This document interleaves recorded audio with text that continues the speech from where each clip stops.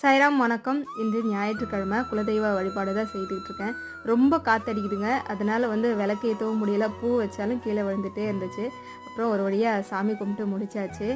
வாசல் எதிர்க்க 2 புறமும் நான் அரளி செடி வச்சுருப்பேன். இதுலேருந்து பூக்கக்கூடிய பூக்கள் தான் நான் சாமிக்கு படைக்கிறது என்னுடைய வழக்கம். பொதுவாக என்ன சொல்லுவாங்கன்னா, நமக்கு வரக்கூடிய ஆபத்துக்களை நம்ம வீட்டில் வளர்க்கக்கூடிய செல்ல பிராணிகள் ஏற்றுக்கும், அதுங்களுக்கு ஏதாவது முடியாமல் போயிடும்னுவாங்க. ஆனால் இங்கே பாருங்கள், நான் வளர்த்த செடி தான் எனக்கு ஆபத்தையோ இல்லை என்னுடைய கண் திஷ்டியோ எல்லாத்தையும் எடுத்துக்கிச்சு அப்படின்னு சொல்லணும். நல்லா வளர்ந்து பூ கொடுத்துட்டு இருந்த ஒரு செடி திடீர்னு பட்டு போயிடுச்சுங்க. அதுவும் அரளி செடி.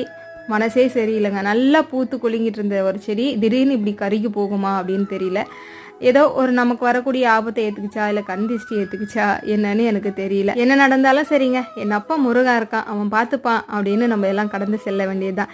சரிங்க, இன்று மாலை 4 மணிக்கு நான் லைவ்ல வருவேன். மறக்காம வாங்க, நம்ம பேசலாம். மறந்துடாதீங்க, மாலை 4 மணி.